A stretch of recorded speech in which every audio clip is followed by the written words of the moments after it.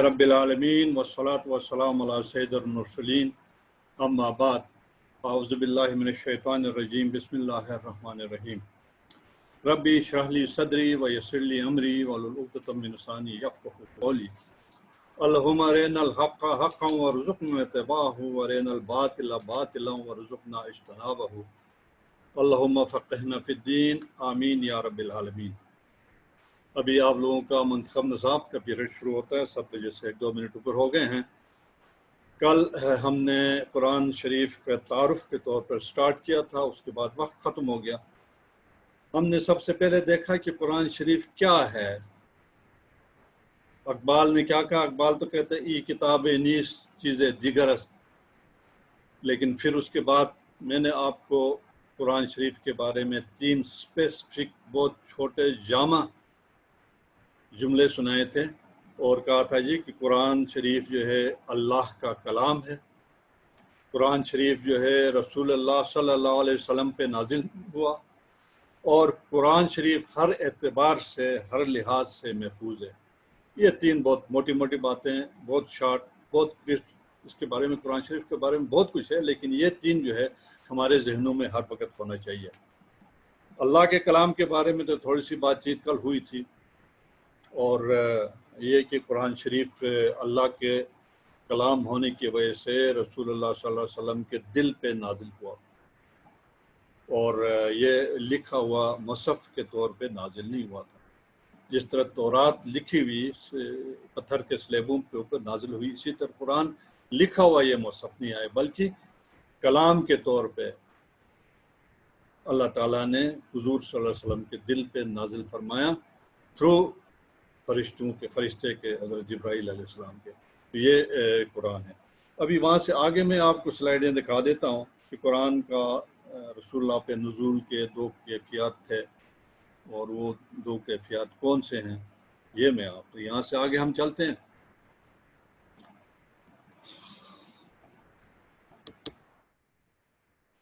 मैं आपको जब स्लाइडें ऑन करता हूँ तो अपना वो म्यूट कर देता हूँ, अपने चेहरे जो उसको ऑफ कर देता हूँ, ताकि आपकी तवज्जो जो है स्लाइडों पर रहे इंशाअल्लाह, और इससे ज़्यादा बेहतर होगा। कुरान अल्लाह का कलाम, इसके आगे कुरान का रसूलुल्लाह सल्लल्लाहु अलैहि वसल्लम पे नुज़ूल या तंजील 2 कैफियत में। नुज़ूल कुरान की 2 कैफियत अंजाल और तंजील 2 नामों से पहचानी जाती है। अरबी ज़बान की एक मिसाल समझ लीजिए। एक लफ्ज़ है आलाम, आलाम, और दूसरा लफ्ज़ है तालीम। तालीम जो हम आलाम ऐलान करना एक किस्म का, तालीम जो हम तालीम लेते हैं, तालीम दिलाते हैं किसी को, इनका मादा दोनों का एक ही है, अलिफ लाम मीम, लेकिन ये 2 कैफियत हैं जिसमें ये इस्तेमाल होते हैं। आलाम के मानी होते हैं बता देना किसी को, यानी आपने कुछ पूछा, जवाब दिया गया, आपको बता दिया गया, आलाम हो गया। तालीम के मानी है बता देना, वही मानी है, लेकिन ज़हन नशीन कराना, थोड़ा थोड़ा करके बताना, स्टेज बाय स्टेज बताना, यानी पहले एक बात समझा दी, फिर दूसरी बात इसके बाद बता दिया, फिर इसके समझने की सतह को आहिस्ता आहिस्ता आहिस्ता बुलंद करते रहे, और मज़ीद जो है इसमें तालीम देते रहे। जैसे हम तालीम देते हैं तो क्या करते हैं, जब बंदे को हम सीधा मैट्रिक के क्लास में नहीं छोड़ते, क्लास 1 से शुरू करते हैं, बताते हैं, उसके ज़हनी सतह को ऊपर ले जाते हैं, एक चीज़ समझाते हैं, फिर दूसरी चीज़ समझाते हैं, फिर तीसरी चीज़ समझाते हैं तदरीजन। तो इसी एक कैफियत का नाम है जिसका मैं जिक्र कर रहा हूँ। अब इस तरह अंजाल का मतलब हुआ यकदम नाजिल करना,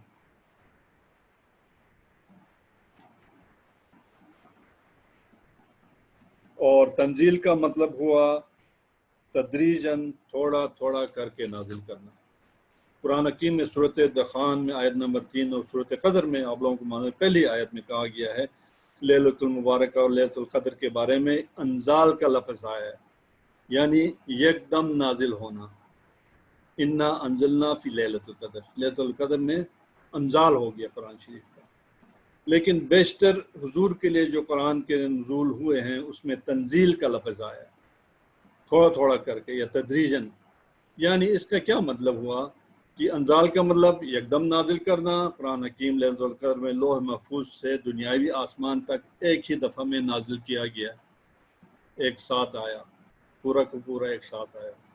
اور تنزیل جو حضور کے دل پہ کیا گیا وہ تدریجاً تھوڑا تھوڑا کر کے دنیاوی آسمان سے نبی اکرم پر وقفہ وقفہ سے نازل کیا جاتا رہا۔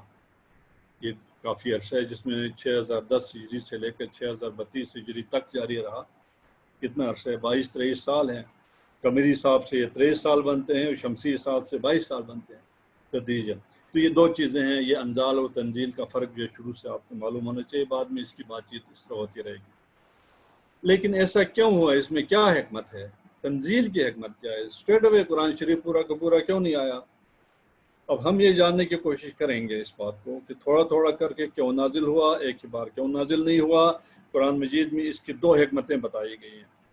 میں پہلے آپ کو یہاں پہ جو لکھے ہوئے سلائڈس آپ کو سارے آن کر دیتا ہوں، آپ اس کو دیکھیں، پھر میں اس کے ساتھ ساتھ ایکسپلین شروع سے کروں گا۔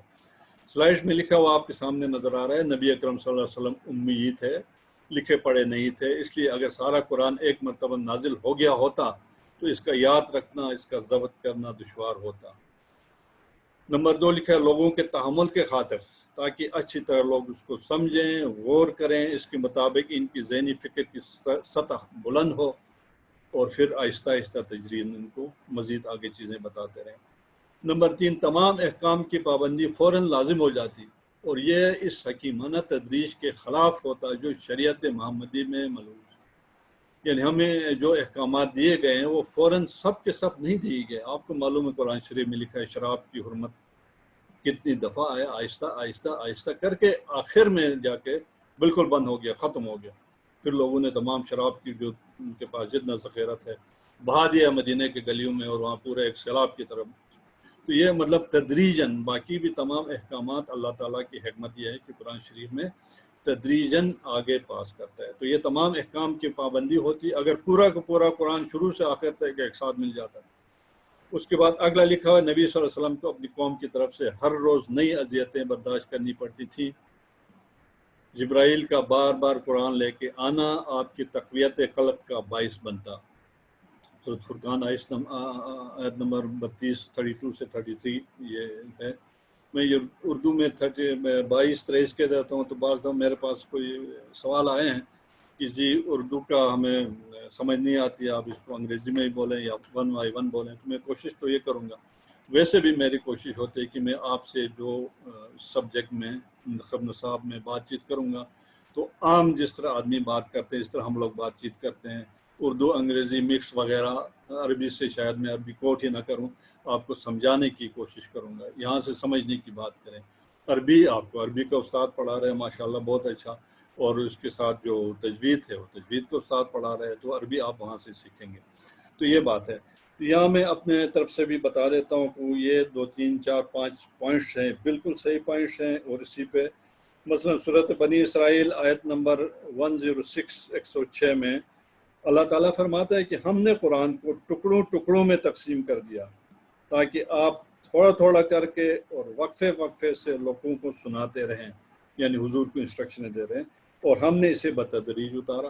اللہ تعالیٰ کہتا ہے خود، یعنی یہاں پہ ایک جو بارش کی مثال دی گئی آخر میں لکھا وہ یہ ہے کہ بارش بھی اگر ایک ساتھ ایک دم بارش ہو جائے بہت زیادہ اور ایک دم ختم ہو جائے، اس کا فائدہ زمین کو اتنا نہیں ہوتا جتنا تدریجاً یا آہستہ آہستہ بارش ہو جائے، لیٹ سے 1 دن 2 دن 3 دن تھوڑا تھوڑا بارش، جس کو زمین اپنے اندر جذب کرے اور اس کی نمو لے لے زمین، اس سے فائدہ اٹھائے، وہاں پہ جو چیزیں ہیں وہ اگ جائیں اور زمین کو فائدہ ہو، اس کا فائدہ ہوتا ہے۔ بارش ایک ساتھ آ جائے اور ختم ہو جائے تو کیا ہوتا ہے، اس سے سیلاب آتا ہے اور پہاڑی نالوں میں بھر کے بارش آ جاتا ہے اور پانی آتا ہے وہ چلا جاتا ہے، فائدہ نہیں ہوتا۔ تو یہ مثال اس کے لیے بھی ہے۔ یہی معاملہ ہے قرآن کا، اس کی فضیلت جو ہے قرآن کی لوگوں کے فہم میں، اس کو سمجھنے کے لیے، اس کے باطن میں، ان کی شخصیتوں میں تدریجاً سرایت کرتا جائے، ایک بڑی موٹی بات تو یہ تھی۔ دوسری بات سورۃ فرقان آیت نمبر 33 میں بتایا گیا ہے کہ جب کبھی وہ آپ کے سامنے کوئی نرالی بات یا عجیب سوال لے کر آئے، اس کا ٹھیک جواب ہر وقت ہم نے آپ کو دے دیا اور بہترین طریقے سے بات کھول دی۔ مشرکین اور یہود اس وقت جو تھے، یہود مشرکین کو سکھاتے تھے کہ یہ جا کے آپ پوچھ لیں رسول محمد صلی اللہ علیہ وسلم سے، قسم قسم کے سوالات ہوتے تھے، ان کا جواب جو ہے اللہ تعالیٰ کہتا ہے جی جیسے سوال ہوتے تھے ہم آپ کو سکھا دیتے تھے، آپ ان کو جواب دیتے تھے۔ قرآن شریف میں جگہ جگہ ایسی آپ کو ملیں گی۔ سورۃ یوسف اٹسلف پورا کا پورا ان کے سوال کا جواب ہے کہ چلو بہرحال اس کی ڈیٹیل میں نہیں جائیں گے. بہرحال یہ جو تنزیل یہ ٹکڑے ٹکڑے کر کے مختلف اوقات پہ قرآن شریف کا اترنا حضور کے دل پہ، اس کی ایک حکمت یہ بھی ہے کہ جیسے جیسے وہ سوال کرتے تھے یا جنگ کے دوران یا ایسے مشکل کام میں حضور کو گائیڈنس کی ضرورت ہوتی تھی تو اللہ تعالیٰ تھوڑا سا ٹکڑا قرآن شریف کا بیچ کے آیات اس کے اوپر نازل کر کے ان کو ایک قسم کی ہدایت دیتے تھے، ایک رستہ دکھا دیتے. اگر سارا قرآن ایک ہی وقت میں نازل ہوتا تو حالات کے ساتھ اس کی منافقت جو ہے اس کی نہیں ہوتی، اور مشرکین کی طرف سے جو اعتراضات ہوتے تھے وہ بر وقت جواب نہ ان کا ملتا، اور یہ کلام اسی طرح اثر انداز نہ ہوتا جیسے پہلے ہے. تو یہ بات تھی اس کی حکمت تنزیل کی، کیا حکمت تھی کہ تنزیل ہوا اور ایک دم جا کے نازل کیوں نہیں ہوا.